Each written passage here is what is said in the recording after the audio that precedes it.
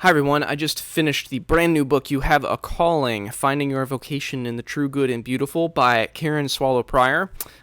This is published by Brazos, and this is a pre-release copy, so I believe the actual release is going to be in hardcover. But I want to say thank you to Brazos for sending me this for review. I'm happy to give my honest reaction to this book. I'll take you through my typical format where I talk a little bit about my experience with the author. I try to summarize the main idea of what's going on in this book, talk about the research behind the project, the readability of its style, and then just my general reactions at the end. So if that's all you're interested, just feel free to jump ahead to the timestamp there for my reactions. But let's jump into this one. So Karen Swallow Prior is someone that I've known about and been a fan of for some time. I've actually interacted with her on the channel before. I actually interviewed her around the release of her previous book, The Evangelical Imagination, which I quite appreciated. I've always appreciated her tone and her posture and her voice, especially in the whole conversation around who is or is not evangelical anymore. What does that even mean? And what does it mean? What does that mean in light of our political chaos, in our time?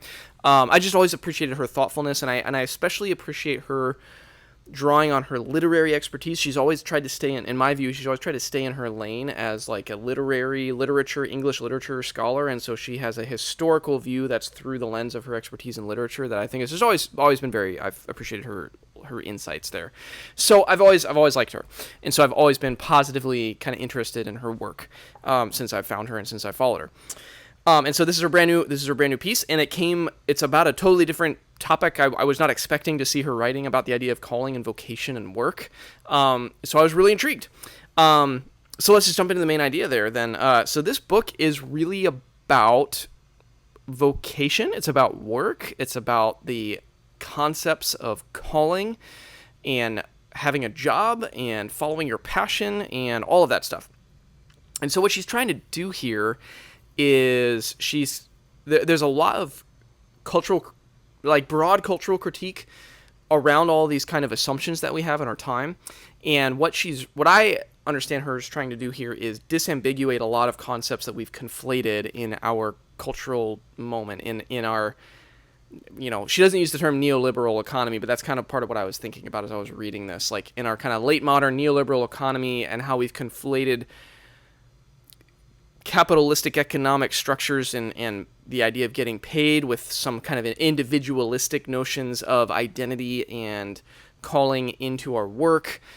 And what I see her doing is really trying to peel a lot of that stuff apart and interrogate some of the assumptions that we have around all of that. So what she does is she walks the reader through a very reflective and very poetic. It's very informed by literary sensibilities, and literature outside of our moment. So, like John Milton, for example, she quotes a lot of Gerard Manley Hopkins. She quotes poets to lend some artistry to her reflections here. But she steps the reader through reflections on first the concept of work, like what even is work, and how do we view work theologically? The idea of being kind of God working through humans in the world, and viewing our own work as part of that process. She has a wonderful passage that I want to read about that very idea, where she says, "When was the last time you thought of your work as the medium, the paint, the film, the ink, the lead, the stage, the viola, the field, the boardroom, the Zoom call, the dough, the sewing machine, the knitting needles, the laptop, for God's creative activity? When was the last time you thought of yourself as an artist, even in the most mundane or ordinary daily work? You are his hands and feet. He works through you." So she's stepping on edge. I love that. Again, that poetic way of getting at that. She's first trying to ground this idea of work in a more kind of historic Christian traditional idea of God's divine activity and like appointing humans to do work. Kind of recover a more holistic, healthy, positive assessment of just the concept of work as something humans are called towards. And then she walks the reader through, having established that, she walks the reader through the idea of passion. And where does this idea of like following your passion come from, and is that even good? Spoiler alert, she interrogates that pretty heavily, and this idea of like that you have to find what you're most passionate about and then meld that with your work, which means melding that with what you get paid to do. She really is peeling a lot of that stuff apart in that chapter, and I thought in a really helpful way, and kind of getting outside of our own cultural moment when we think about passions and emotive reactions to what we like get most excited about. She really is really trying to peel apart some of these layers. And then she steps you through reflections on the idea of calling. So what does it mean to be called into something? What does that look like and feel like, and how is that experience unfold? And what does that have to do with what we're called to do in terms of our work? And what does that have to do in terms of how we seek to get paid for work? And she really leaves a lot of space for the reader to wrestle with the idea of like finding something you're excited about, but not necessarily needing that to be your paid work, and finding where you might be called to like labor for the good in the world. She does constantly is bringing you back to reflect on that stuff in a really, I think, a really beautiful and thoughtful and helpful way. And then finally, the last couple chapters in the book, having worked through these definitions of understanding work and passion and vocation and calling, then she steps you through the transcendentals, the true, the good, the beautiful, and kind of calls the reader, having gotten to the end of the book, then calls the reader to deeply reflect on what does it mean to find ourselves in labor for what's true, and labor for what's good in our world, and labor for what's beautiful in our world, and how we should not assume and make quick jumps that all those things need to then be folded into what we get paid individually to do. And it's really stirring. It's really beautiful, and it's very inspiring, frankly. It's very motivating. I found myself really kind of ministered to at a soul level by working through, especially those last 3 chapters. So that's what the book is about. You already are getting a strong sense of my reaction to this book. It's very, very, very positive, but I want to keep commenting on these other areas really quickly. The research it's not a heavily researched book. This is more of I would call this more of a, poetic, reflective, contemplative kind of book. But she does research. She has done research. She's always been conversant with Charles Taylor and Charles Taylor's work in kind of our secular age, which I appreciate. But she explicitly cites people like Cal Newport, who's not a Christian writer, but has also thought deeply about the notion of work.